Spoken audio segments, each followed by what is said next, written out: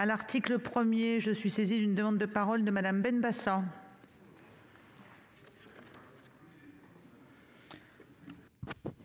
Merci Madame la Présidente. L'article L. 311-2 du nouveau Code de la justice pénale des mineurs prévoit l'accompagnement des mineurs aux auditions et interrogatoires. Ces derniers doivent toujours être accompagnés par un adulte au cours d'une procédure afin de leur permettre de recevoir toutes les informations nécessaires sur les décisions les concernant. Lorsque le mineur ne peut être accompagné par ses représentants légaux, ce qui est en grande majorité le cas pour les mineurs isolés étrangers, le procureur de la République ou le juge des enfants devrait désigner un adulte approprié afin d'assister l'enfant dans ses nombreuses auditions. Je souhaiterais, mes chers collègues, retenir votre attention sur les difficultés que rencontrent les magistrats pour désigner cet adulte approprié. Ni les administrateurs ad hoc, ni les éducateurs de la protection judiciaire de la jeunesse, ni les avocats n'acceptent de tenir ce rôle qui ne leur paraît pas compatible avec leurs fonctions. Les mineurs se retrouvent ainsi privés du droit d'être accompagnés et rassurés par un adulte lors des audiences. Aujourd'hui stigmatisés, les mineurs isolés ont subi pendant leur parcours migratoire de nombreux traumatismes et sont très souvent les victimes de réseaux et du trafic d'êtres humains. Ils devraient à ce titre être davantage protégés. Une clarification sur la qualité de l'adulte approprié nous semble donc nécessaire dans le nouveau code afin de préserver l'accès aux droits de ces mineurs. C'est une demande qui va également dans le sens du député Jean Terlier, chargé du rapport à l'Assemblée nationale sur la ratification de l'ordonnance sur la justice des mineurs. Je vous remercie. Merci. Un amendement numéro 3 de Madame Cukierman. Madame la Présidente, Monsieur le garde des Sceaux, cet amendement vise à supprimer cet article, tout d'abord parce que, vous le savez, nous ne sommes pas favorables au travail par ordonnance et encore plus, bien évidemment, sur un projet tel que celui-ci avec l'ampleur qui est le sien. Cela prive de fait le Parlement d'un véritable débat sur un pan essentiel de notre droit, celui qui sera applicable demain pour les mineurs de notre pays. Et toute la difficulté d'ailleurs qu'il y a eu à l'Assemblée nationale et que nous avons ici à sortir finalement des parties de l'ordonnance pour pouvoir les amender sans avoir un véritable débat sur le fond. J'aurais envie de dire, nous ne sommes pas les seuls à en être privés, mais je l'ai dit dans mon intervention générale, finalement ce sont l'ensemble des professionnels de la justice des mineurs qui eux aussi sont privés d'un véritable débat. D'ailleurs, il le rappelait dans une tribune au Monde en décembre dernier. Selon eux, l'enjeu n'était pas de modifier la loi, mais plutôt de la faire appliquer. Et effectivement, ce recours par ordonnance tend en tout cas à faire rapidement, en se privant peut-être d'un débat, et j'entends les arguments que vous nous avez déjà donnés lorsque nous vous avons auditionné tout à l'heure dans votre intervention générale, Monsieur le garde des Sceaux.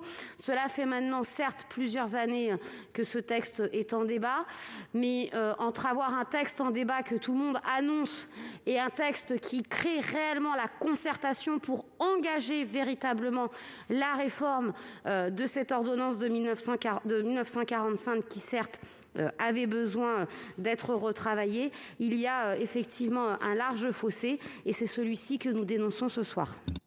Quel est l'avis de la commission ?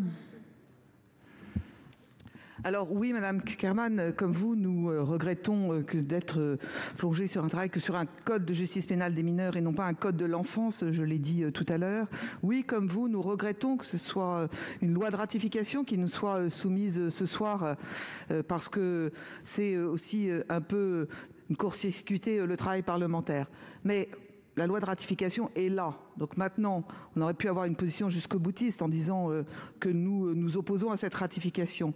Mais au fond, nous pensons vraiment, et nous l'avons dit, que ce texte est un bon texte, que ce texte apporte des avancées qui vont nous permettre de répondre plus rapidement à cette vraie problématique de la justice pénale des mineurs, à ces mineurs délinquants qui, aujourd'hui, faute de réponse, s'enchaînent dans des spirales de la délinquance, faute de réponse rapide. Donc, nous pensons que c'est un bon texte et nous pensons aussi que ça va devenir un très bon texte grâce grâce aux améliorations du débat parlementaire, d'où notre opposition et d'un avis défavorable. Avis du gouvernement. Madame la Présidente, Monsieur le Président de la Commission des lois, Madame la rapporteure, Madame la sénatrice, je me suis longuement expliqué déjà et sans surprise, le gouvernement est défavorable à l'amendement que vous présentez. Je mets donc aux voix l'amendement numéro 3 qui a reçu un double avis défavorable. Oh, pardon, Madame Harribey. Une explication de vote. Nous n'allons pas voter cet amendement parce que nous pensons qu'il faut le débat. Ce qui ne veut pas dire pour nous que ce soit un bon texte ou un très bon texte, au contraire. Mais nous pensons que le débat peut apporter un certain nombre de clarifications. Voilà ce que je voulais préciser. Merci. Je vais donc maintenant mettre aux voix cet amendement numéro 3 qui a reçu un double avis défavorable. Qui est pour? Qui est contre? Il n'est pas adopté. Je mets aux voix l'article 1er. Qui est pour? Qui est contre? Il est adopté. Après l'article 1er, un amendement de Madame Cukierman. Merci, Madame la Présidente, Monsieur le garde des Sceaux. Au-delà de la symbolique, à travers effectivement cet article additionnel après l'article 1er, nous voulons finalement, y compris suite à votre réponse, Monsieur le garde des Sceaux, à l'Assemblée nationale, choisir le bon terme, le mieux adapté. Et oui, nous préférons celui d'enfant pour notre part à celui de mineur. La question n'est pas forcément de tout réécrire, mais peut-être de donner en tout cas la définition pour rappeler qu'une personne de moins de 18 ans est un enfant à part entière. Nous continuons donc de penser que le choix des mots est important et de rappeler qu'un mineur n'est pas une sorte de mini-majeur, mais d'abord un enfant auquel sont attachés des droits particuliers et qui doit donc faire l'objet d'une protection particulière. D'ailleurs, c'est le sens de nombreux textes fondateurs qui consacrent les droits de l'enfant. Tout enfant en conflit avec la loi est un enfant en danger et la justice pénale des mineurs ne devrait être considérée que comme une modalité de la protection de l'enfance. C'est ainsi le sens de cet amendement. Quel est l'avis de la Commission ? Madame la Présidente, Monsieur le garde des Sceaux, Madame la sénatrice Cukierman, effectivement, on adhère à l'idée que c'est une justice humaine, donc que doit être la justice pénale des mineurs. Néanmoins, la notion de minorité ou de majorité à l'âge de 18 ans, elle est clairement définie dans le Code civil, à l'article 388, et on pense que rajouter une définition différente viendrait complexifier et serait redondante. Donc, avis défavorable ou demande de retrait. Avis du gouvernement ? Exactement le même, Madame la Présidente. Nous écrivons la loi. Mineur, nous savons ce que c'est. Enfant, adolescent, il n'y a pas de définition précise. En tous les cas, pas de définition juridique de cela. Donc, vous préférez enfant, adolescent. Nous préférons mineur, c'est plus clair. Défavorable. Je mets aux voix cet amendement numéro 4 rectifié. Qui est pour? Qui est contre? Il n'est pas adopté. À l'article 1er bis A, deux amendements identiques faisant l'objet d'une discussion commune. L'amendement numéro 5 de Madame Cukierman. Oui, je ne vais pas allonger les débats ici, tout d'abord parce que j'en ai parlé déjà, bien évidemment, dans l'intervention générale. Je crois que nous avons un débat. La question n'est pas faire de la surenchère, mais vraiment souligner, et Monsieur le garde des Sceaux, ce ne sont pas simplement les parlementaires qui vous le disent, et vous le savez mieux que nous, c'est l'ensemble d'un système judiciaire qui dit qu'aujourd'hui, il est dans l'incapacité concrètement de cette mise en œuvre au 31 mars. Madame la rapporteure a proposé un report de 6 mois et inévitablement en période de repli, nous nous en contenterons. Cependant, nous pensons que une année ne serait pas de trop, ne serait-ce que pour éviter, parce que nous sommes dans une situation particulière, la superposition d'instructions, version ordonnance de 45 et version texte que nous sommes en train de débattre. Rappelons tout de même que l'année 2020 a vu un engorgement de nombreuses juridictions, tant par un début de l'année ralenti, notamment par une mobilisation dénonçant la réforme des retraites d'un certain nombre non négligeable d'avocats, puis bien évidemment par le confinement et les conséquences de la crise sanitaire que nous vivons. Et donc nous pensons qu'un an permettrait à minima justement ce premier désengorgement et ensuite un retour un peu plus à la normale, même si bien évidemment, monsieur le garde des Sceaux, dans toute réforme il y a une date et qu'il y a un temps de chevauchement entre un ancien système et un nouveau système. En tout cas,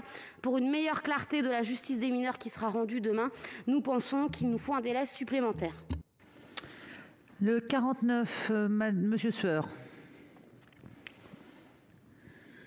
Merci Madame la Présidente.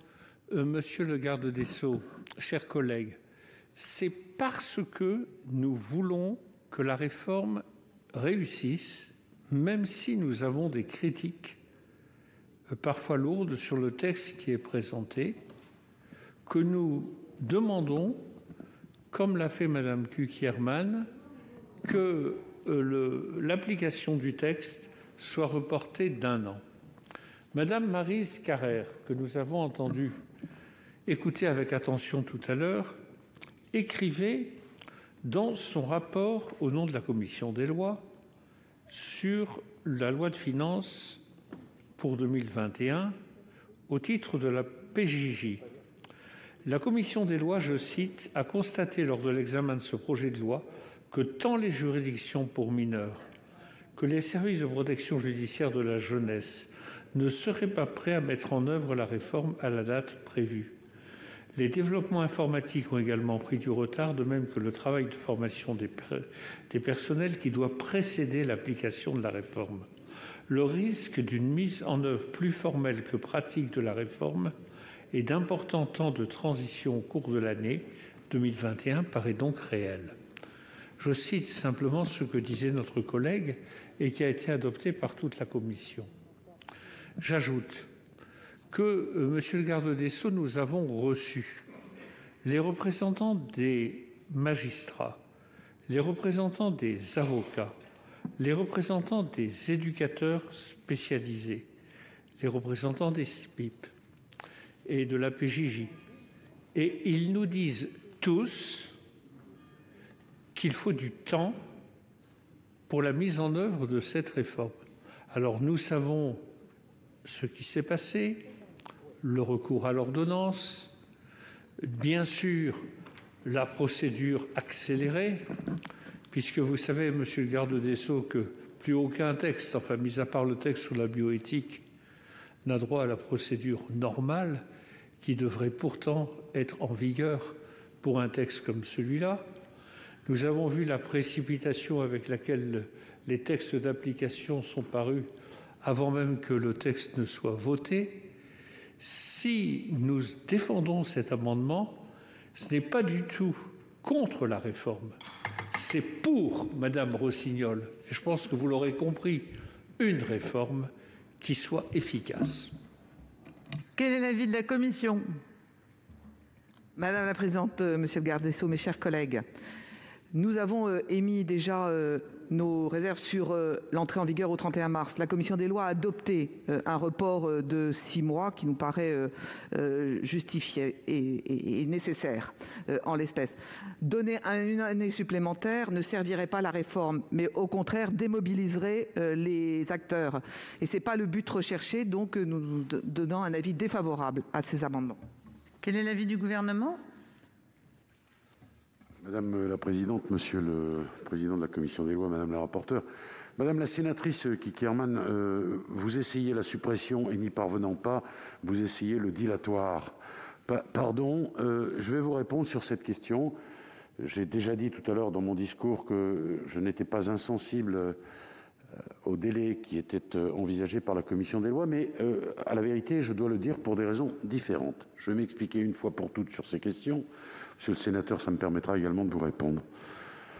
Vous pensez quand même bien que nous n'avons pas préparé cette réforme dans le but qu'elle ne fonctionne pas. Quand même, accordez-nous cela au moins, au nom d'un minimum de cohérence. Je veux également dire ici que ce n'est pas la DACG qui porte ce texte, mais la DPJJ, quand même des professionnels de la justice pour mineurs impliqués. Ils le démontrent tous les jours et qu'il me soit permis ici de leur rendre hommage. Nous avons fait expertiser par les services, l'inspection générale de la justice, à ma demande, quels étaient le niveau de préparation des juridictions pour recevoir cette réforme, dont on peut s'accorder à dire qu'elle est une bonne réforme. Les services nous ont dit qu'il y a 10 juridictions qui sont en fragilité, et nous avons traité ces fragilités. Dans les 10 juridictions concernées, je ne vais pas vous redire ici ce que nous avons apporté en moyens humains pour régler ces questions, mais nous l'avons fait. Et donc, j'avais la certitude que cette réforme pouvait entrer en application à la date que nous avions envisagée. Seulement voilà, la réalité c'est que le texte a bougé avec l'intervention du JLD, vous le savez. J'ai consenti à cela pour des raisons qui tiennent à l'impartialité. C'est une discussion que nous avons eue. J'y reviendrai le moment venu ici, devant la Haute Assemblée. Et nous nous sommes rendus compte, à la date du 15 janvier, et pas avant, qu'il y aurait une difficulté dans les applicatifs à raison de, si j'ose dire, pardonnez-moi, l'intrusion du JLD dans cette procédure. Et effectivement, j'ai eu l'honneur de dire déjà à Madame la rapporteure que nous concédions sur le report de la date, non pas à raison du fait que vous vous dites « mais les juridictions n'étaient pas prêtes », j'entends cela, monsieur le sénateur Sueur dit les représentants des magistrats. Il y a un certain nombre de magistrats qui m'ont dit qu'ils étaient parfaitement prêts.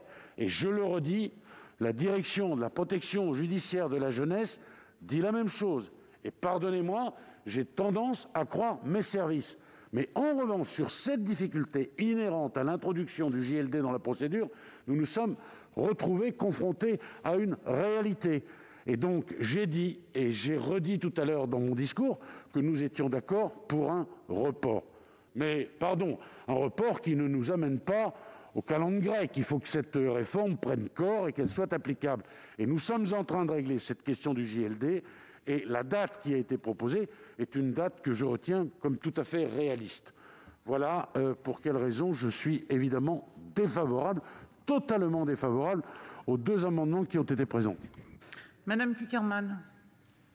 Merci, Madame la Présidente. Monsieur le garde des Sceaux, nous allons passer au minimum 2 soirées pour débattre de ce projet de loi. Effectivement, peut-être avec une méconnaissance de l'un et de l'autre. Donc, je préfère tout de suite vous prévenir, moi je ne suis pas marchande de tapis, je suis sénatrice. Et donc je ne fais pas repasser dans un autre article un amendement parce que je n'aurais pas eu satisfaction au précédent. Et donc j'ai une constance et j'ai un engagement politique. Parce que c'est cela, la démocratie. Et donc oui, mais je l'ai dit, notre groupe, pas plus sur votre texte que sur un autre, nous sommes opposés à ce recours de plus en plus systématique, non pas simplement par votre gouvernement, mais par les gouvernements qui se succèdent, des ordonnances. D'où l'amendement de suppression de l'article 1er. En revanche, sur cet amendement-là, nous proposons un report, non pas parce que nous n'avons pas eu satisfaction précédemment, mais parce que, vous savez, finalement, être élu, c'est représenter. Et donc, quand un projet de loi comme celui-ci arrive, avec toute l'ambition qui est donnée, eh bien, les uns, les autres, nous auditionnons, nous rencontrons, nous échangeons, nous téléphonons, nous recevons des courriers. Et bien évidemment, selon, y compris les projets de société que nous défendons, ils ne sont pas les mêmes parce que c'est ainsi en démocratie, bien évidemment, nous nous appuyons sur telle ou telle organisation, collectif d'associations, groupement professionnel, organisation syndicale, etc., etc. Et nous ne nous appuyons pas toutes et tous, d'ailleurs, sur les mêmes.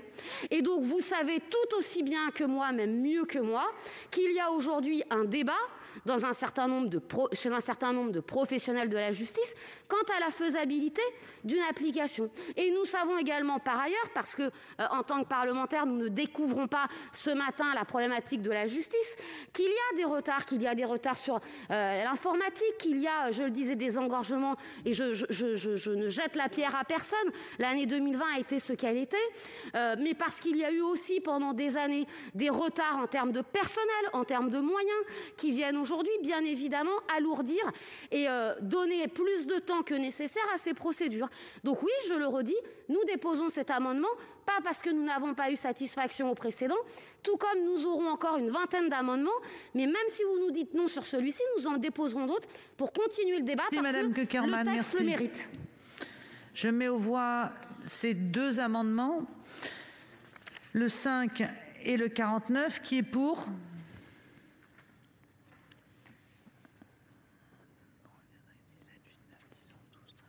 Qui est contre ?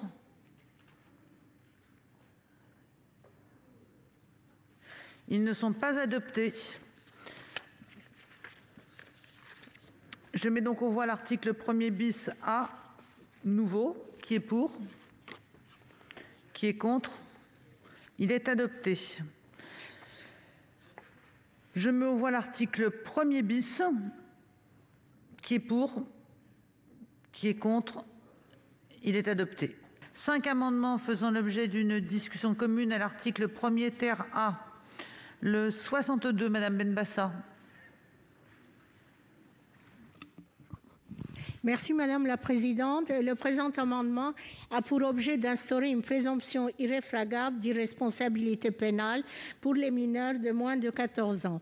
En effet, dans sa rédaction actuelle, le Code de justice pénale des mineurs pose le principe d'une présomption simple de non-discernement des enfants de moins de 13 ans que le magistrat pourra facilement écarter. Or, avec une telle rédaction, la France demeure en contradiction avec la Convention internationale des droits de l'enfant qui recommande aux États de fixer un seuil d'accessibilité à la sanction pénale claire.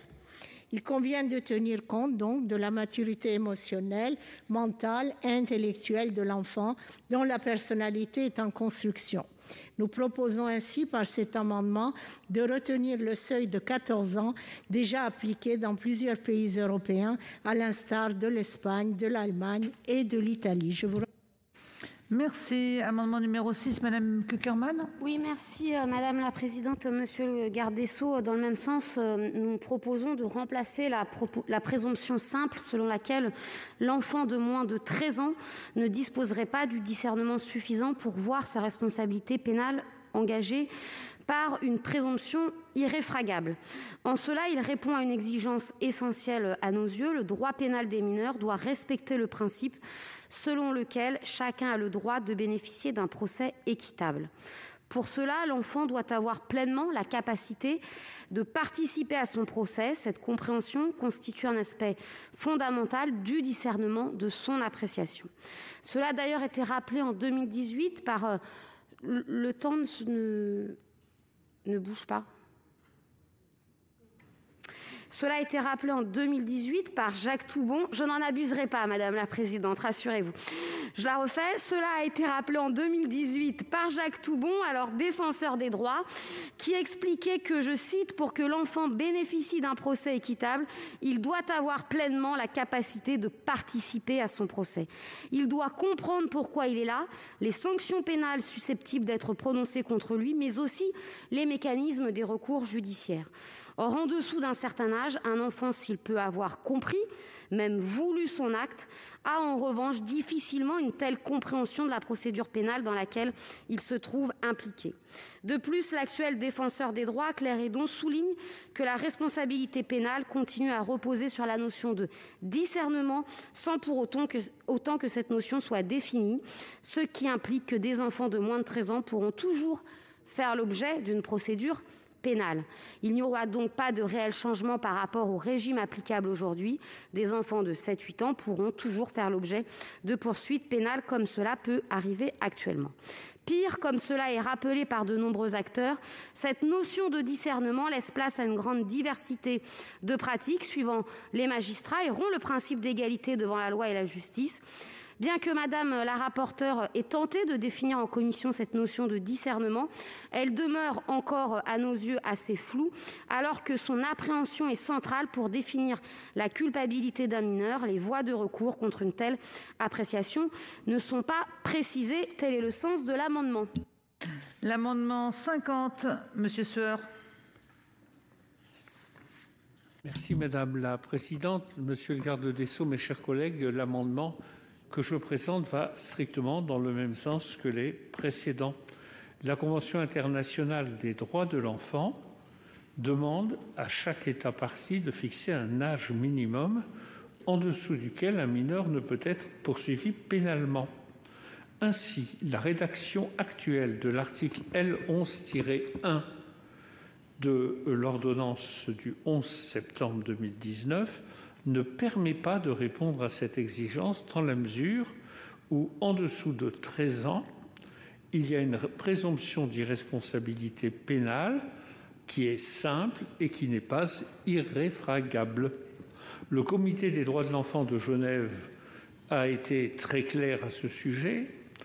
Il s'est exprimé à de nombreuses reprises et il précise qu'il ne peut y avoir de poursuite pénale, mais seulement des mesures éducatives à cet égard.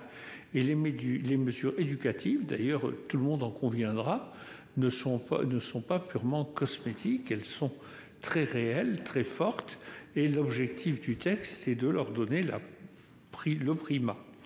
Par ailleurs, prévoir une irresponsabilité pénale pour les mineurs de moins de 13 ans ne signifie donc pas une absence de réponse.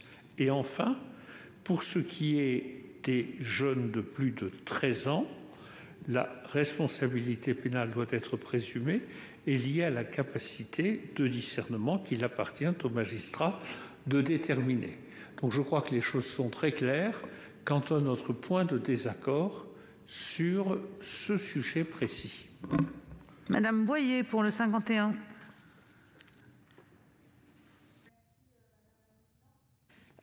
Cet amendement vise à répondre en partie aux difficultés auxquelles nous sommes confrontés, en particulier celle des mineurs ultra-violents et celle de ce que le ministre appelle l'ensauvagement de la société, terme qui a peut-être été contesté lorsqu'il a été prononcé la première fois, mais qui malheureusement, du fait de l'actualité, est partagé aujourd'hui par tous.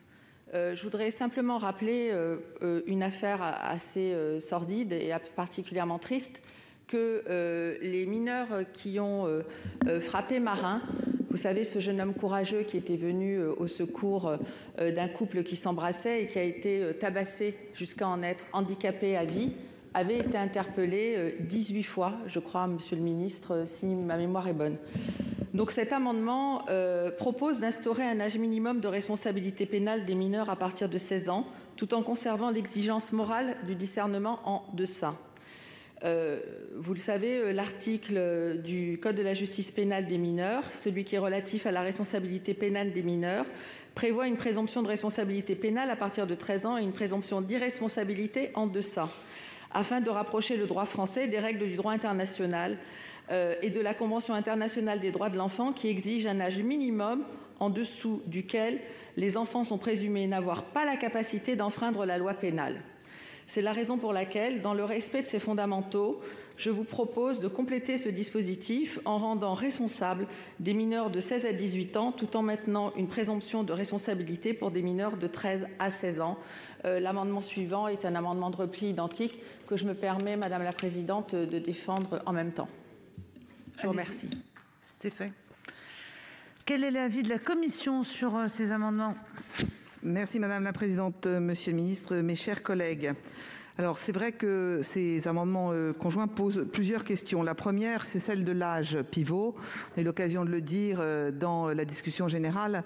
C'est vrai qu'il n'y a pas de consensus aujourd'hui sur l'âge de 13 ans, de 14 ans. Si on regarde l'ensemble des pays de l'Union européenne, certains ont choisi 8 ans, certains sont même allés jusqu'à 18 ans. Et on voit même que au sein de tous ceux que nous avons auditionnés, là aussi, l'âge peut varier. Nous considérons que dans le droit positif français, avancé, l'âge de 13 ans est reconnu et que ça paraît être un bon âge de développement correspondant à l'état de développement des enfants. Donc nous sommes favorables plutôt à l'âge de 13 ans que celui de 14 ans. Sur la présomption irréfragable ou l'irresponsabilité pénale, parce que c'est une présomption irréfragable de non-discernement, c'est le même effet. Nous considérons que le dispositif de la présomption simple, tel qu'il est adopté aujourd'hui dans le texte, permet de faire confiance aux juges. Il nous paraît important, dans le cadre de la justice pénale des mineurs, que les juges des enfants, qui sont des juges spécialisés, qui connaissent bien, c'est un principe de base, le développement des enfants, puissent adapter la réponse en fonction du développement de l'enfant. Et la présomption simple de non-discernement avant 13 ans, de discernement après 13 ans, permet de faire glisser la réponse pénale en fonction des situations. Parle de certaines situations. Alors c'est vrai qu'il ne faut pas légiférer par rapport à des situations précises et le droit ne doit pas répondre à telle ou telle situation. Néanmoins, elles permettent d'expliquer et d'éclairer. Et si on prend l'affaire de la jeune Évaëlle, on voit bien que les auteurs avaient moins de 13 ans et que la question du discernement se pose très clairement pour eux. Donc, sur l'amendement 62 rectifié, ce sera un avis défavorable. Sur l'amendement 6, pour les mêmes raisons, pareil. Idem sur l'amendement 50 rectifié, qui concerne cette fois-ci les responsabilités pénales. Et les effets sont les mêmes que la présomption irréfragable de non-discernement.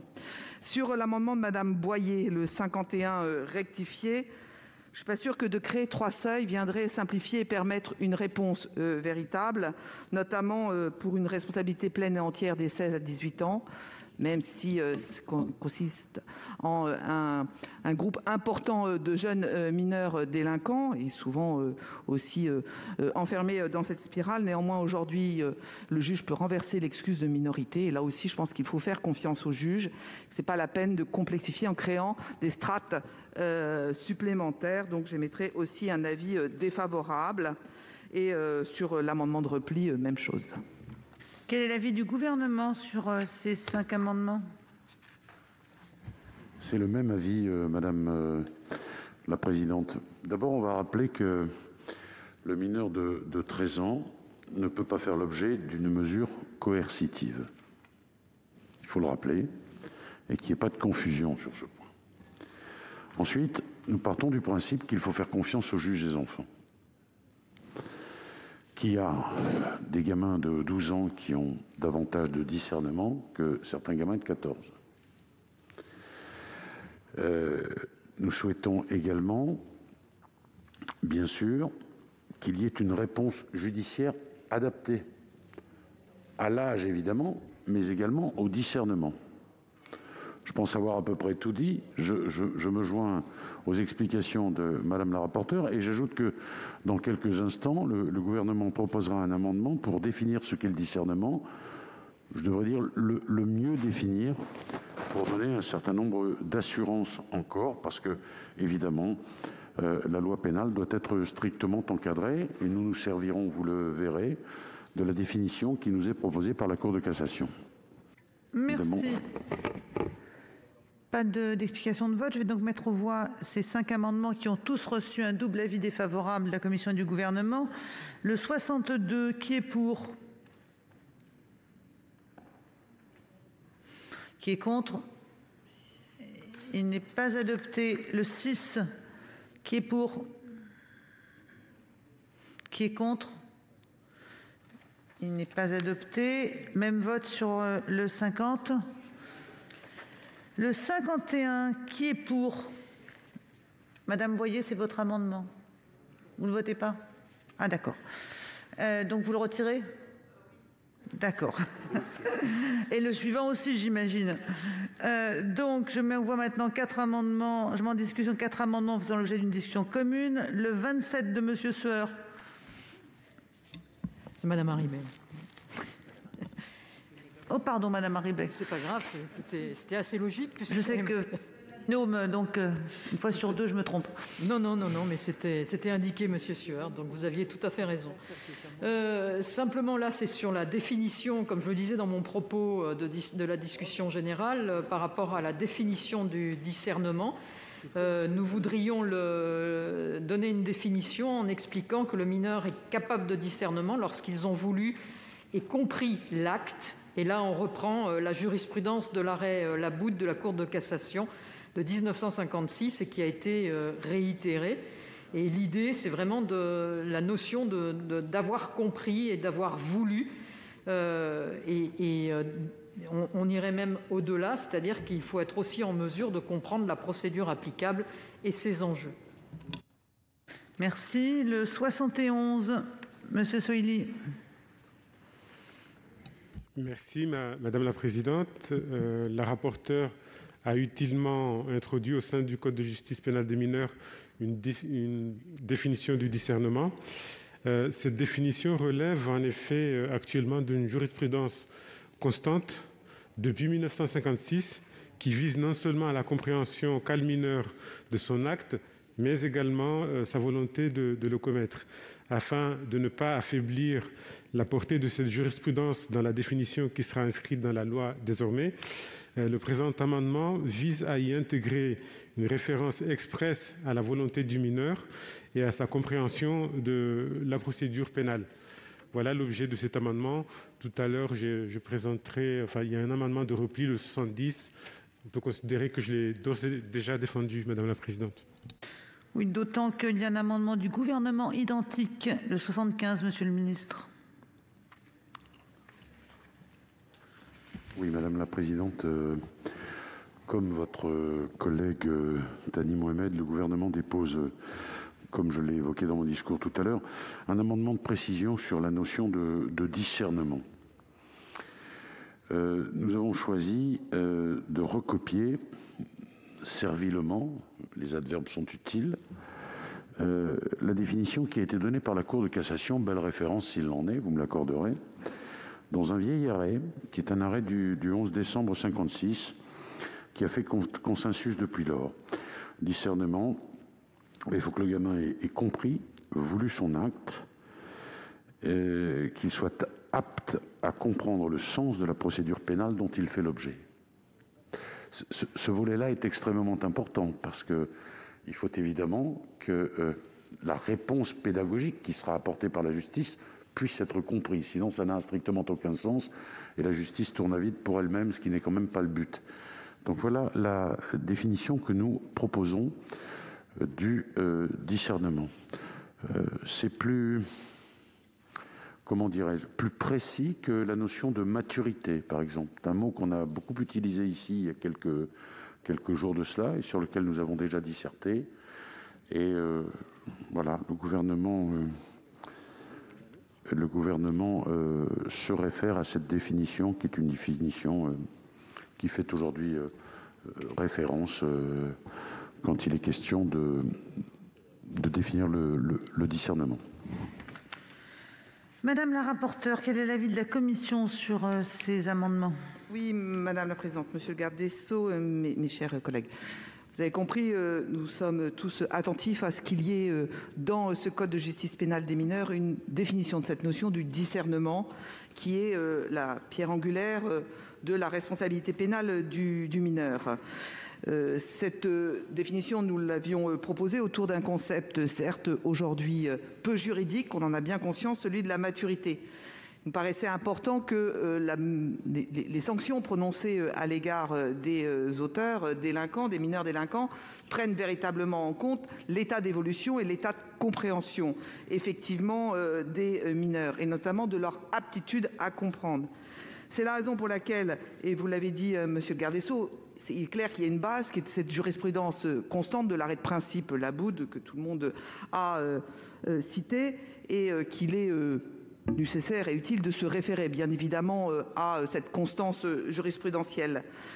Mais nous sommes aussi très attentifs et très ouverts, parce que c'est l'intérêt des débats parlementaires et de l'enrichissement mutuel, à l'ajout concernant l'aptitude à comprendre le sens de la procédure. Ce qui nous paraît important, c'est que le jeune puisse s'inscrire et puisse aussi comprendre les enjeux, même si nous pensons que ce n'est pas forcément tant la procédure qu'il doit comprendre que la sanction qui va être prononcée à son encontre.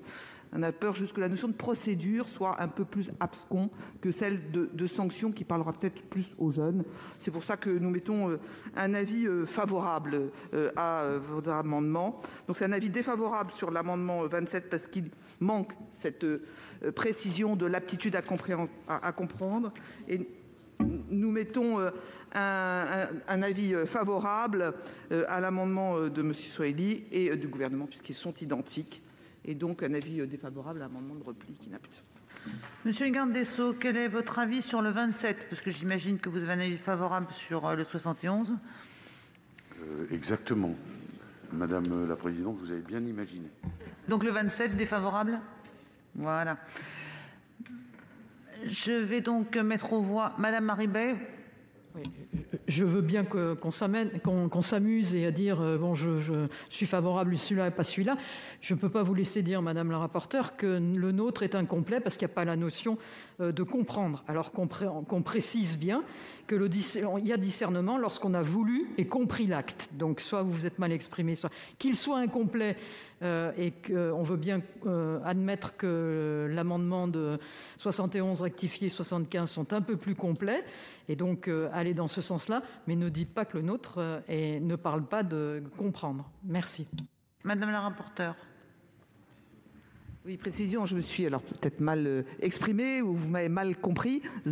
C'est l'aptitude à comprendre le sens de la procédure. C'est pour ça que on pense que l'amendement de notre collègue Thani Mohamed Soili et qui est identique, et donc l'amendement du gouvernement, puisque ce sont les mêmes, sont plus, complets, exactement, et intègrent cette notion d'aptitude à comprendre la procédure. C'est-à-dire que le jeune n'est pas simplement, ne doit pas simplement comprendre ce qu'il a fait, mais il doit comprendre aussi ce qu'il encourt et ce qui se passe. Et ça nous paraît important aussi que ces éléments soient pris en compte, et ça se rapporte cette notion de maturité. C'est pour ça qu'on préfère ces amendements-là, les vôtres étant une bonne base, puisqu'ils reprennent de toute façon la définition jurisprudentielle de l'arrêt Laboude, dont on a dit que c'est l'arrêt de principe, l'arrêt socle.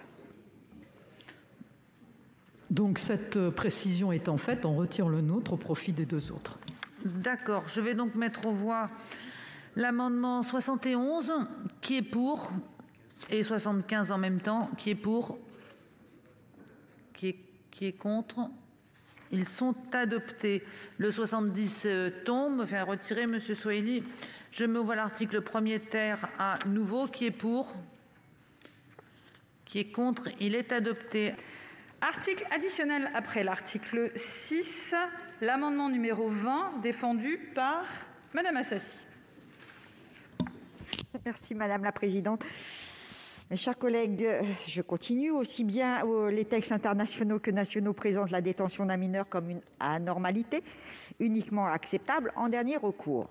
Et pourtant, le nombre de mineurs enfermés augmente. 75 à 80% d'entre eux sont encore présumés innocents, mais placés en détention provisoire. Les causes de cette augmentation du nombre de mineurs détenus doivent être scrutées, sans omettre d'ajouter au nombre de mineurs détenus dans un établissement pénitentiaire ou en centre de rétention administrative ceux qui sont enfermés, on a eu l'occasion d'en parler hier, en centre éducatif fermé. Nous ne sommes pas, entendez-moi bien, nous ne sommes bien évidemment pas pour dissoudre toute peine à l'égard des mineurs, que cela soit bien entendu, mais que dire de la peine d'emprisonnement ? Déjà bien contesté dans le monde adulte. Que dire de ce modèle qui nous semble révolu, qui se rapproche davantage, excusez-moi de l'expression, mais j'en trouve pas une autre, des bagnes d'enfants d'avant-guerre que des centres éducatifs fermés qu'on nous vante comme des modèles, j'ai dit excusez-moi, des propos que j'utilise, et vous saviez très bien le faire en d'autres temps, monsieur le ministre. Donc, on nous vante comme des modèles en matière de redressement de la délinquance juvénile. Je sais bien que ça ne vous plaît pas, mais c'est ainsi. Il apparaît, selon nous, urgent d'en limiter la portée en autorisant la détention provisoire des mineurs qu'à ceux âgés de plus de 16 ans. À quoi ressemble un individu de 13 ans ? Et je ne fais pas lien avec un autre texte dont nous avons débattu il y a quelques jours ici au Sénat. À quoi ressemble un individu de 13 ans ou de 14 ans ? Un grand enfant ? Un tout jeune adolescent ? Avec un degré de maturité et de discernement encore bien fragile dans la majorité des cas, à tel point que ce texte fixe un seuil d'irresponsabilité pénale présumé pour les mineurs de 13 ans. Mais en parallèle, ces mineurs de 13 ans et plus encourent une peine pénale d'enfermement. Cela est pour nous un non-sens auquel nous tentons de remédier. Je dis bien que nous tentons de remédier avec cet amendement. Merci. Madame la rapporteure, votre avis, s'il vous plaît. Oui, merci Madame la Présidente. Monsieur le Ministre. Alors, le Code de la justice pénale des mineurs autorise le placement en détention des mineurs uniquement de plus de 13 ans. Primo.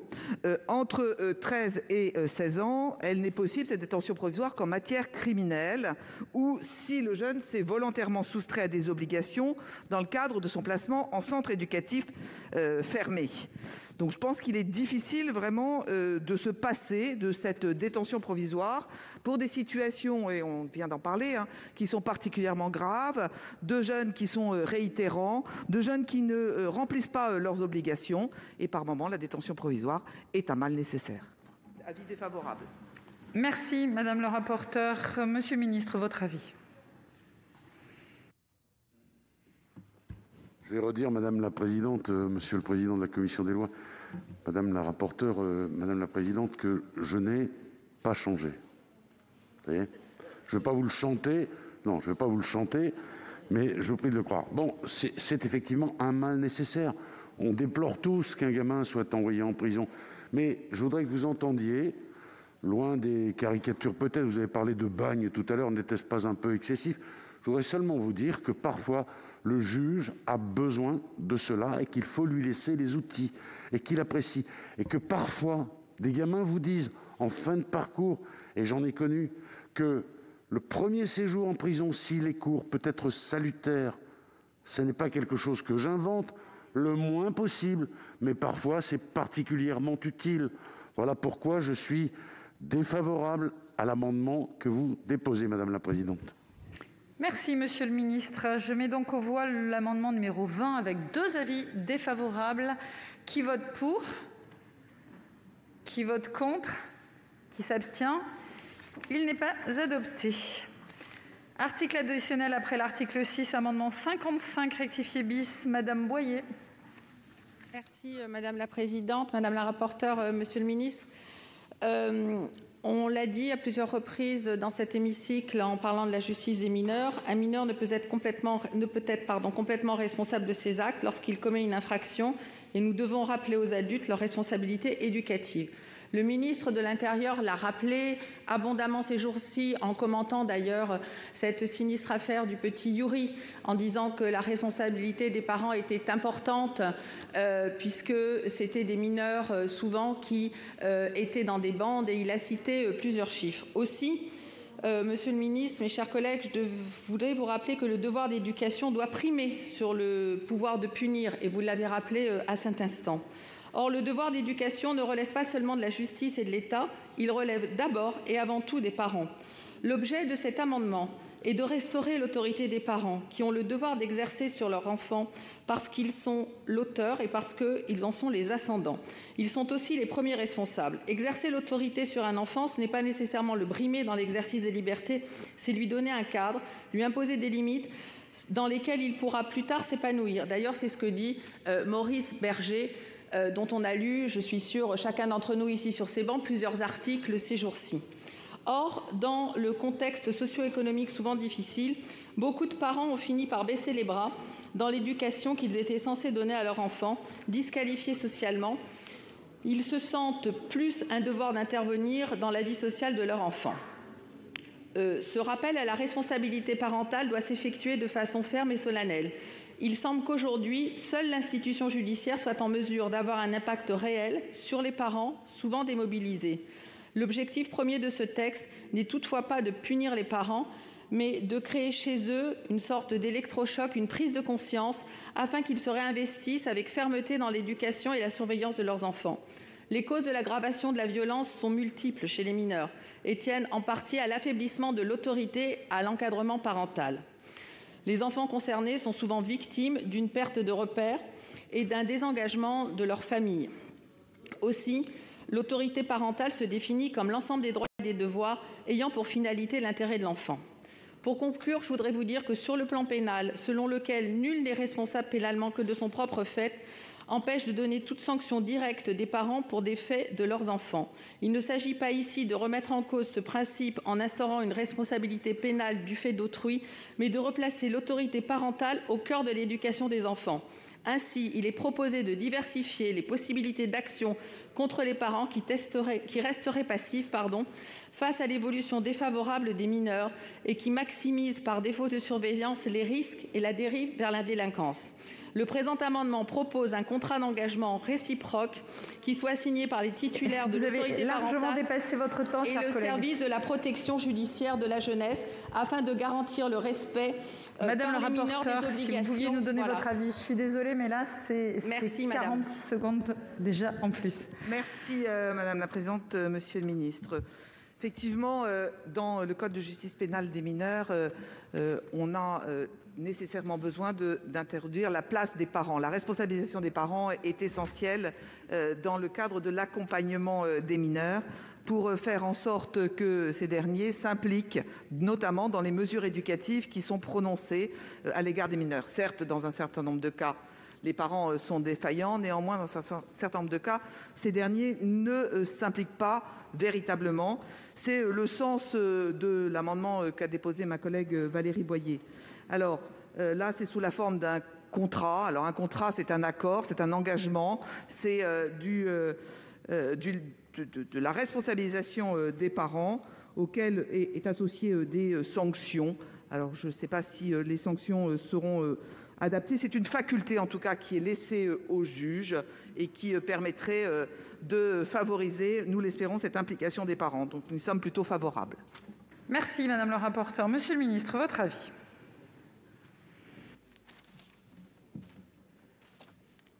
Je suis totalement, Madame la Présidente, Monsieur le Président de la Commission des lois, Madame la rapporteure, Madame la sénatrice, viscéralement, absolument opposé à cet amendement qui, pour moi, est d'une totale injustice. La précarisation de gens qui, déjà, souvent, sont fragiles sur le plan économique. Parce que, voyez-vous, la statistique démontre à l'évidence que la délinquance, c'est souvent d'abord l'affaire des pauvres gens. Pas que, mais souvent. La statistique le démontre. Mon expérience professionnelle, mais pas que. Il suffit d'aller regarder tous les livres de sociologie qui traitent de la délinquance. Et je voudrais vous dire quelque chose. À l'Assemblée nationale, pour répondre à Mme Marine Le Pen, qui est sur la même position, je lui ai fait part d'un souvenir. Je vais être très bref, je vous rassure. C'est une femme qui élève 3 enfants, seule. 2 de ses enfants ne posent strictement aucun problème. L'autre est délinquant. J'ai dit dans mon discours qu'on parlait des enfants et que nous parlions de nos enfants. Et cette femme, dans ce que vous suggérez, madame, se retrouverait financièrement entravée. Mais pour quel crime? Je suis totalement opposé à cela. Je trouve que c'est totalement inhumain, totalement injuste. Mais chacun voit midi à sa porte. Merci, Monsieur le ministre. Je vais donc mettre aux voix cet amendement 55 rectifié bis. Explication de vote, Madame Boyer. Merci beaucoup, Madame la Présidente. Monsieur le ministre, vous êtes bien évidemment libre de votre position, comme moi je suis libre de défendre la mienne. Mais ce que je voulais vous dire, je suis quand même assez perturbée par la façon dont vous nous répondez sur le plan de la morale, comme s'il y avait d'un côté les gentils et de l'autre les méchants, et comme si la proposition que je formulais était une proposition injuste et amorale. Permettez-moi de vous dire que je ne comprends pas comment le ministre de l'Intérieur, aujourd'hui, a très lourdement insisté, c'est votre partenaire, c'est votre binôme, c'est le continuum police-justice, sur cette possibilité. Par ailleurs, dans des grands pays démocratiques comme l'Angleterre, par exemple, il existe une contractualisation. Ça s'appelle l'acte parental, le Parenting Act. Il y a des villes, effectivement, qui ont mis en place une sorte aussi de cautionnement de contrat pour des allocations facultatives. Et je voyais plusieurs maires aujourd'hui qui ont témoigné sur les chaînes d'information en continu et qui, justement, quand les familles dérapaient ou quand les adolescents dérapaient, supprimaient des allocations supplémentaires qui étaient facultatives. Moi, je veux bien tout entendre. Mais aujourd'hui, comment pouvez-vous nous dire, Monsieur le Ministre, quelle est la cohérence entre les déclarations du ministre de l'Intérieur et les vôtres aujourd'hui. En quoi est-ce amoral que dans notre pays, lorsque la solidarité nationale s'engage pour certaines familles, pour certaines prestations, eh bien, cette solidarité nationale, quand les familles ne remplissent pas leur contrat, lorsqu'elles se désengagent de leurs enfants, pourquoi ces familles-là devraient continuer? Ce n'est pas une suppression, Monsieur le ministre, c'est un cautionnement. Donc, chacun est libre de défendre ses positions, mais accuser la représentation nationale et certains parlementaires, parce que je sais que nous sommes nombreux à soutenir cette position, d'être amoral, ça me semble totalement déplacé. Parce que ce qui est amoral, Monsieur le ministre, c'est aussi de ne pas prendre ses responsabilités. Quand on est parent, on est responsable de ses enfants également. Lorsqu'on ne remplit pas ses obligations,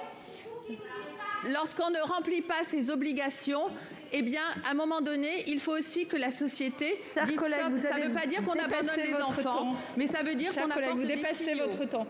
Merci. Monsieur Sueur, vous avez demandé la parole pour une explication de vote. Oui, Madame la Présidente, Monsieur le Ministre, mes chers collègues, ça fait de très nombreuses années, peut-être 20 ans ou 30 ans, qu'on nous parle de cette suppression des allocations familiales. Et toujours, nous avons eu pour notre part cette position de refuser cela. Parce que les allocations familiales, c'est le droit de l'enfant, c'est le droit de la solidarité. Et il y a toujours les gens qui nous disent « oui, mais qu'est-ce qu'ils vont faire avec l'argent des allocations familiales ?» Nous connaissons par cœur ce discours.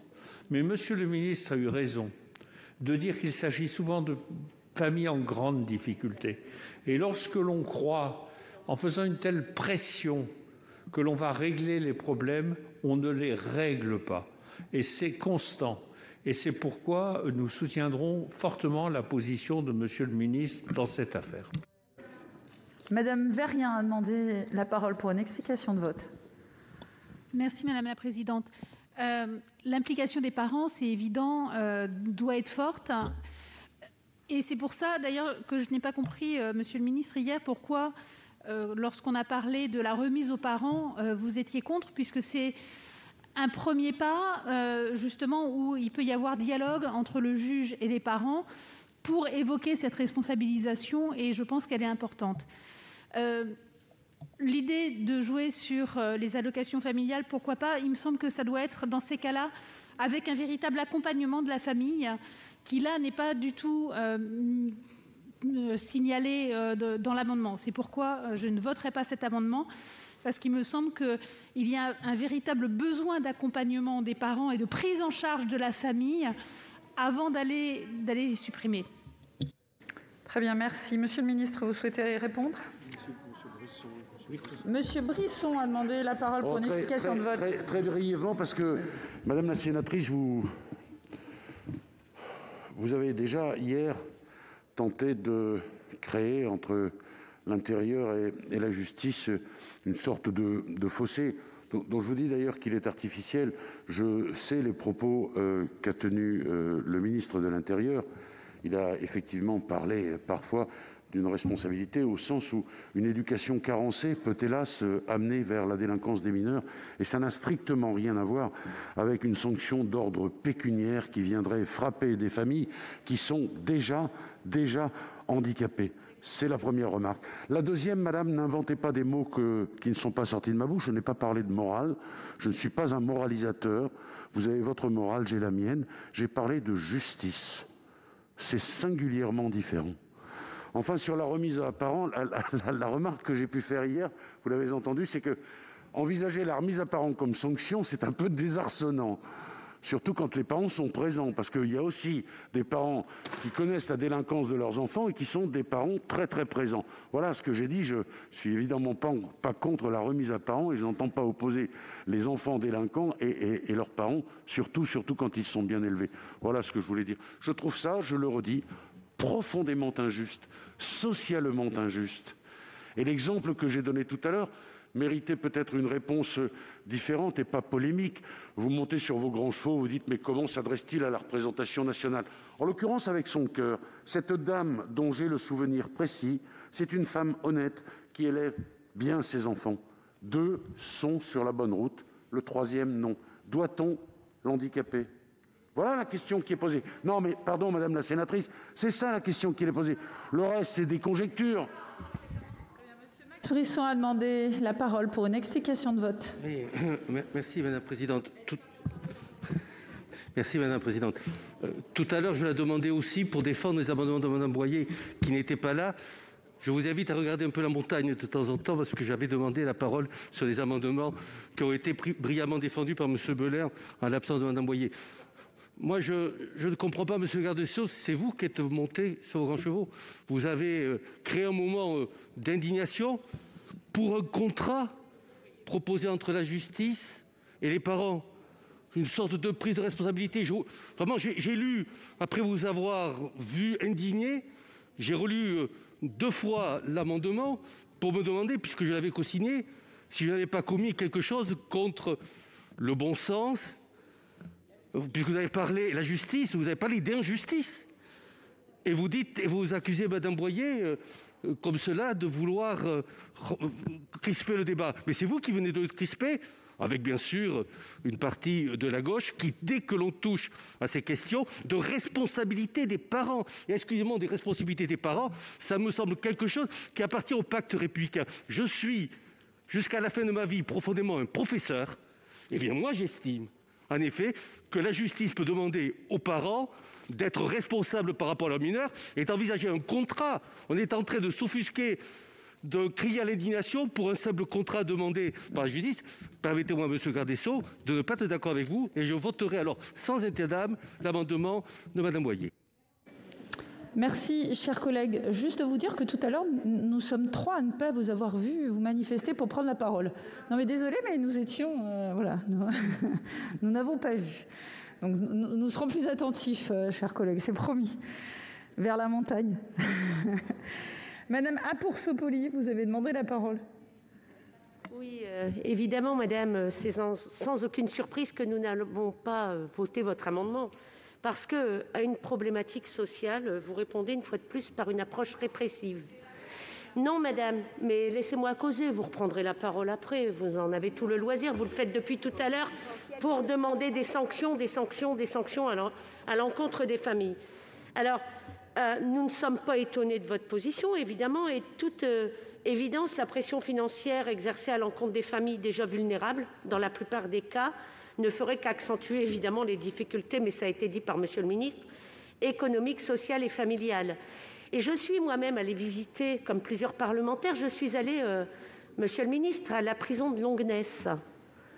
8 enfants de 13 ans sont à la prison de Longuenesse, donc avec des adultes, une prison d'adultes au premier étage.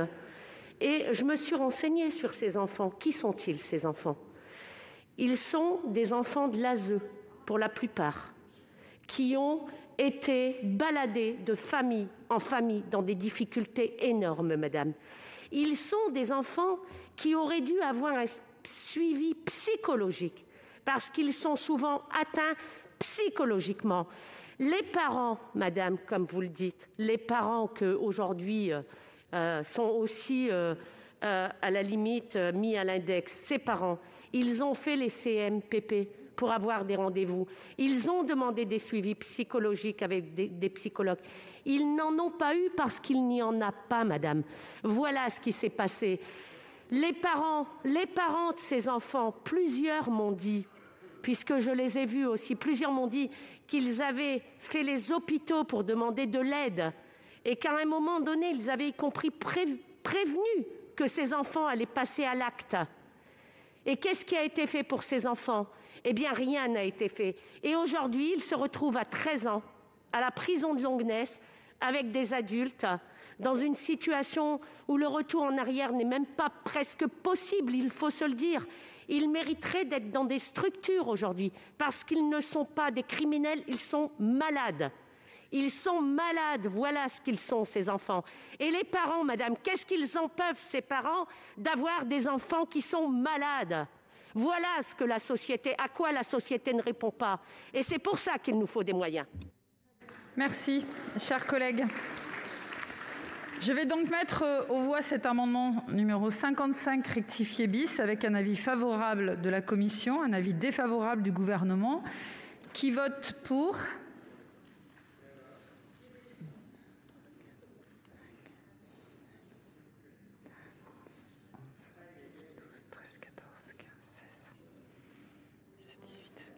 Qui vote contre ?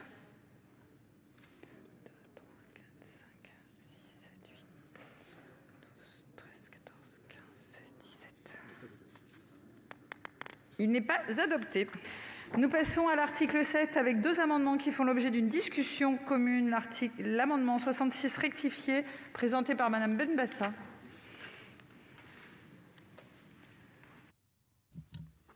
Merci Madame la Présidente. L'article L.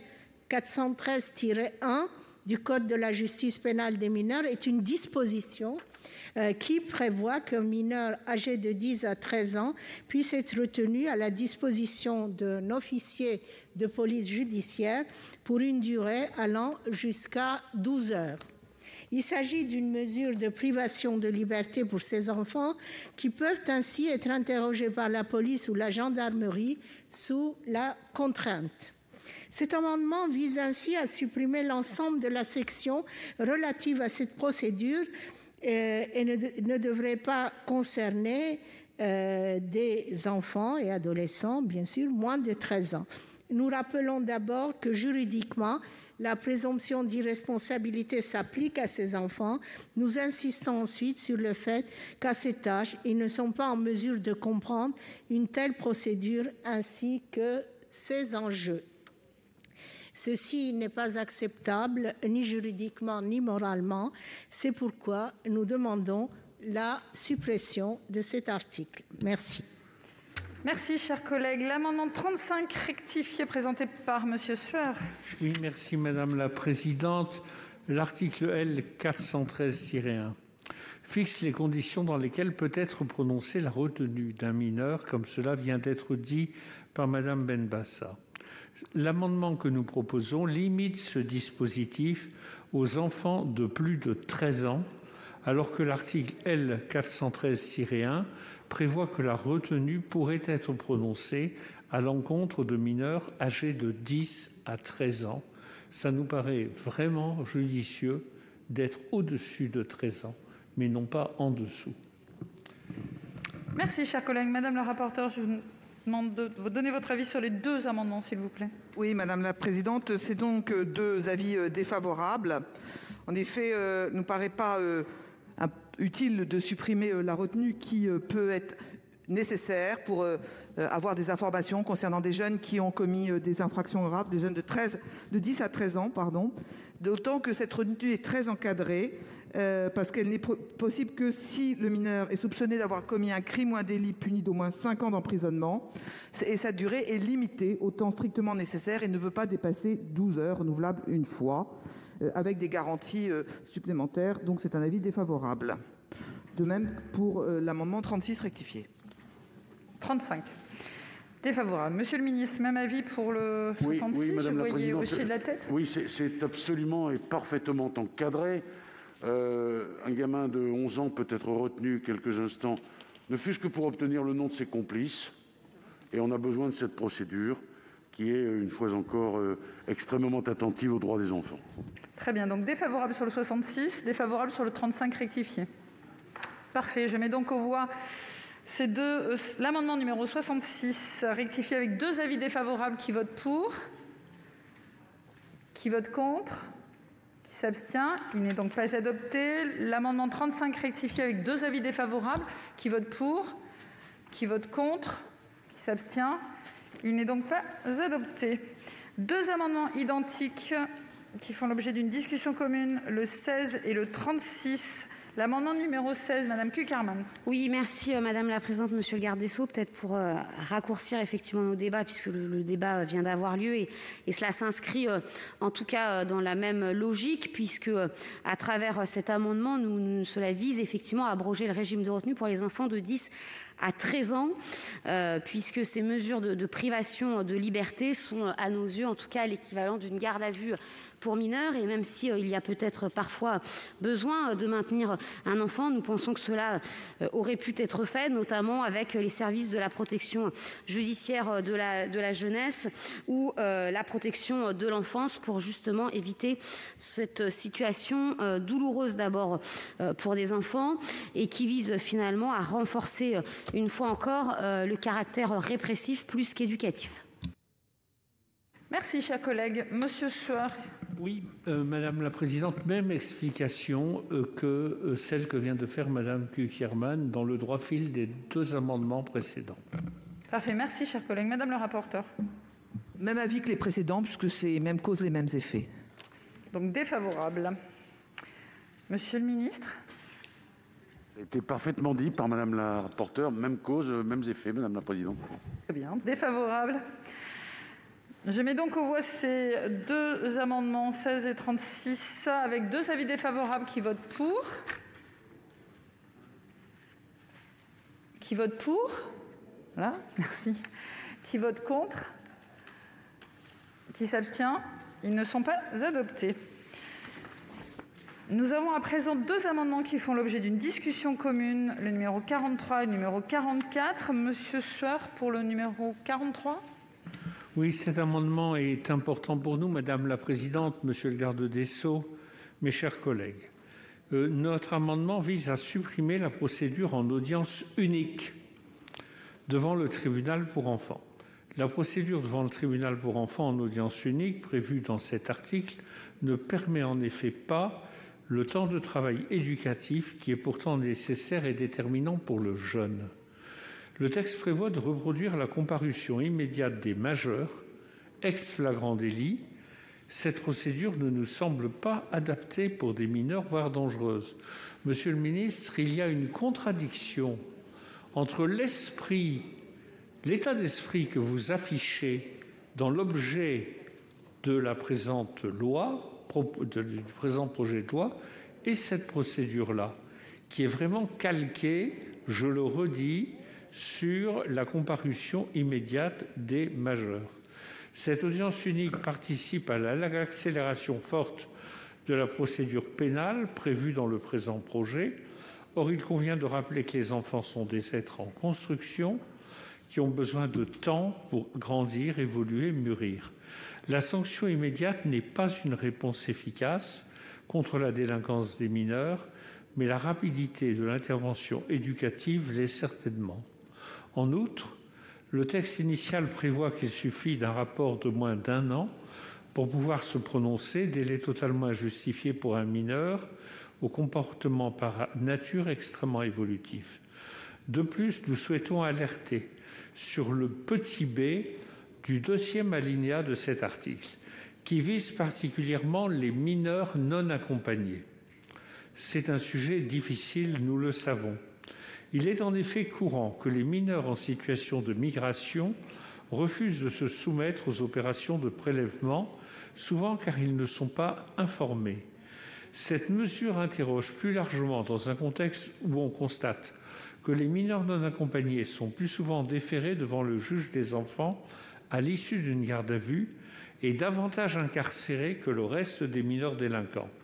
Le rapport 2018 de la Contrôleure générale des lieux de privation de liberté fait état d'un tiers de mineurs non accompagnés dans certains quartiers mineurs et jusqu'à 50% en établissement pénitentiaire unique.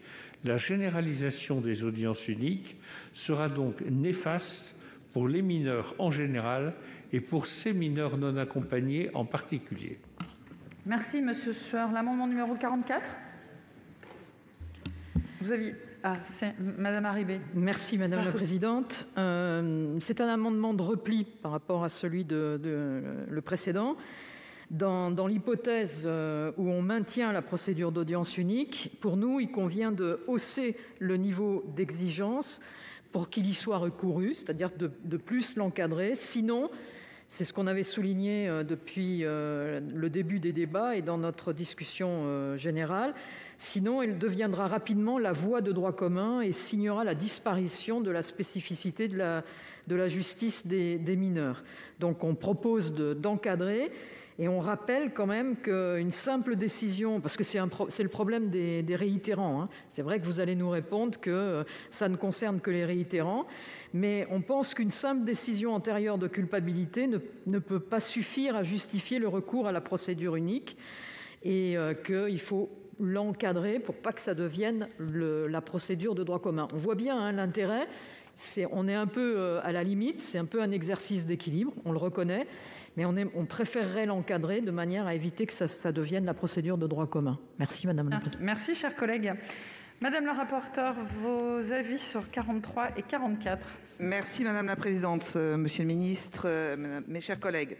Alors, nous sommes favorables à l'audience unique, on a eu l'occasion de le dire lors de la discussion générale, et nous pensons que ça fait partie de l'équilibre de ce texte, de permettre, notamment pour certaines situations, vous l'avez évoqué, Madame la Sénatrice, les réitérants. On sait que c'est souvent 5% des jeunes qui sont dans une spirale, souvent infernale, qui occupent 50% des affaires, et pour ces jeunes-là, qui sont très connus des services de la police, très connus des services des magistrats, très connus de la protection judiciaire de la jeunesse, et pour eux il faut une réponse rapide avec une sanction rapide. C'est l'utilité de cette audience unique, qui ne veut pas dire qu'il n'y aura pas de mesures éducatives, puisque ces mesures éducatives, elles interviendront soit en amont, soit en aval, comme toujours. C'est prévu. Donc nous sommes favorables au maintien de l'audience unique, qui répond aussi, vous l'avez évoqué, monsieur le sénateur Sueur, à une réponse à certaines situations un peu particulières qui sont celles des mineurs non accompagnés. Mais il ne faut pas réduire l'audience unique aux mineurs non accompagnés, mais c'est une réalité de la situation de certains jeunes. Et pour ces jeunes-là qui tombent dans la délinquance, c'est vrai que cette audience unique y répond, tout en sachant qu'elle doit rester une exception et en aucun cas devenir le principe, ça c'est certain. Mais nous émettrons des avis défavorables sur vos deux amendements. Monsieur le ministre.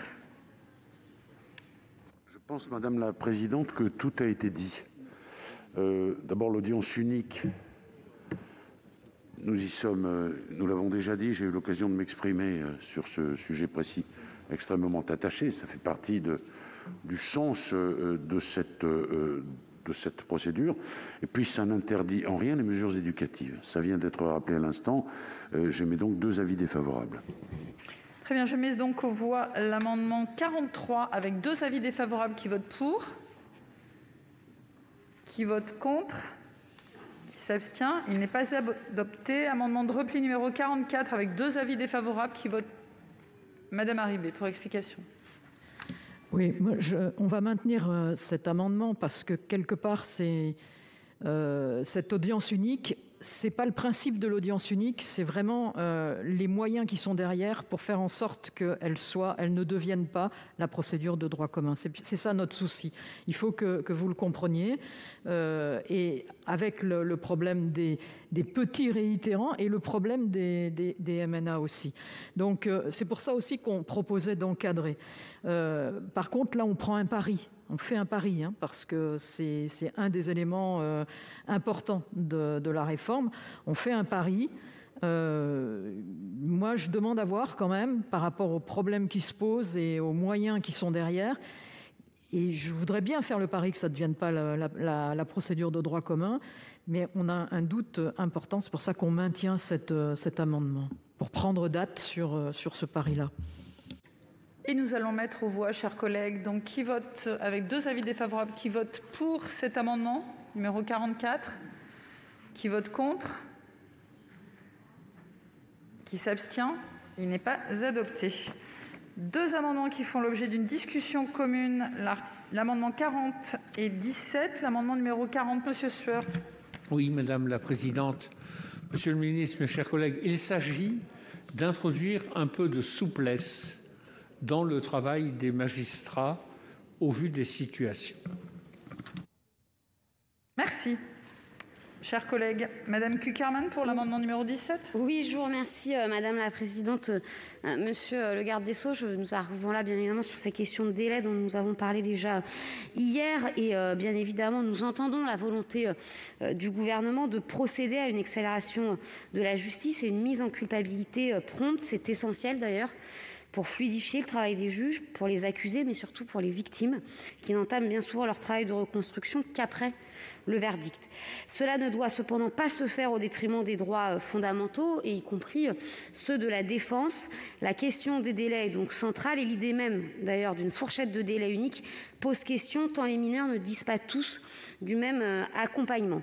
Les professionnels que nous avons pu rencontrer nous ont d'ailleurs alertés sur un point précis. Le délai de 3 mois est largement insuffisant, parfois inadapté à des jeunes sans suivi éducatif, je parle bien de cela. C'est pourquoi nous proposons pour ces mineurs de permettre un allongement de ce délai jusqu'à 6 mois.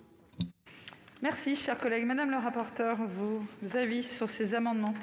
Oui, merci Madame la Présidente.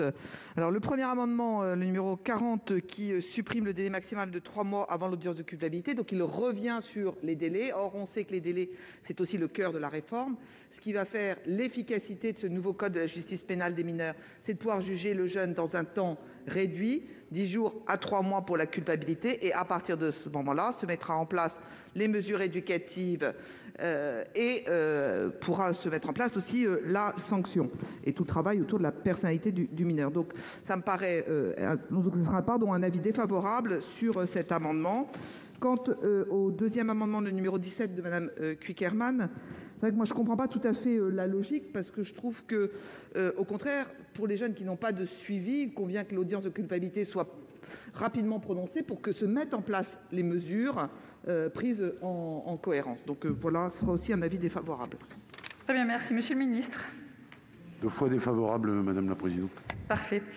Je vais donc mettre aux voix l'amendement numéro 40 avec 2 avis défavorables. Qui vote pour? Qui vote contre? Qui s'abstient? Il n'est pas adopté. L'amendement numéro 17 avec 2 avis défavorables. Qui vote pour? Contre? Qui s'abstient? Il n'est pas adopté. Nous avons maintenant 2 amendements qui font l'objet d'une discussion commune, numéros 73 et 78. 73 présentés par le gouvernement. Monsieur le ministre. Je retire cet amendement, Madame la Présidente, pour des raisons de cohérence. L'amendement numéro 78 présenté par Madame le rapporteur. Rédactionnel, Madame la Présidente. Monsieur le ministre, votre avis sur cet amendement rédactionnel? Défavorable. Je mets donc aux voix cet amendement avec un avis donc favorable de la commission puisqu'il est introduit par la rapporteure et défavorable du gouvernement. Qui vote pour? Qui vote contre? Qui s'abstient? Il est donc adopté. 2 amendements qui font également l'objet d'une discussion commune, le 39 rectifié et le 18. 39 rectifié, Madame Harribey. Merci Madame la Présidente. Ça concerne les articles L433-4 et L433-5 qui fixent les conditions dans lesquelles la détention provisoire du mineur de moins de 16 ans peut être prolongée.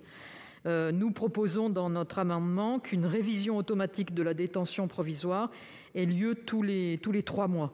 Là, je veux dire, c'est presque de la cohérence avec la logique de la réforme, puisqu'on veut éviter la détention. Donc, quand on est en détention, c'est que quelque part, il y a un dysfonctionnement. Et donc, mettre un délai de 3 mois ou une obligation de révision dans les 3 mois, c'est une manière aussi d'accélérer le processus. Merci.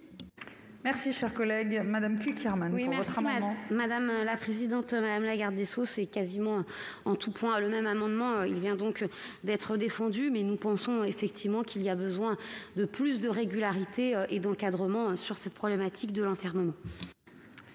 Madame la Garde des Sceaux est un monsieur le Garde des Sceaux. Hein, voilà. Il se fait tard aussi. Madame le rapporteur, votre avis? Madame la Présidente, Monsieur le Garde des Sceaux. Alors sur l'amendement 39, sur le réexamen tous les 3 mois de la détention provisoire, nous on pense que la main levée est possible à tout moment en matière de détention provisoire. Elle peut même être inférieure à 3 mois. D'autant qu'il y a un problème aussi d'affectation dans votre amendement, puisqu'il concerne à la fois c'est le L433-4, les mineurs de moins de 16 ans, et le L433-5, c'est les mineurs de 16 ans et plus. Donc voilà, nous émettons un avis défavorable. Quant à celui de Mme Cukierman, il concerne uniquement les crimes des mineurs de moins de 16 ans et nous y sommes aussi défavorables. Très bien, merci. Monsieur le garde des Sceaux. Oui, Madame la Présidente, le délai prévu par le texte, c'est 6 mois, mais nous savons que l'assistance de l'avocat est une obligation, évidemment, et que l'avocat peut à tout moment présenter toute demande de mise en liberté qu'il estimerait devoir présenter. Nous sommes défavorables à ces 2 amendements qui auraient notamment pour conséquence d'alourdir considérablement la charge de travail du magistrat. L'avocat peut faire la demande à tout moment, et j'imagine mal un juge des enfants laissant croupir un gamin en détention sans prêter plus attention que cela à sa situation. Merci, monsieur le ministre. Je mets donc aux voix l'amendement numéro 39 rectifié avec 2 avis défavorables. Qui vote pour? Qui vote contre? Qui s'abstient? Il n'est pas adopté. Amendement numéro 18 avec 2 avis défavorables. Qui vote pour? Qui vote contre? Qui s'abstient? Il n'est pas adopté. Je mets aux voix l'article 7. Qui est pour? Contre? Abstention? L'article 7 est adopté.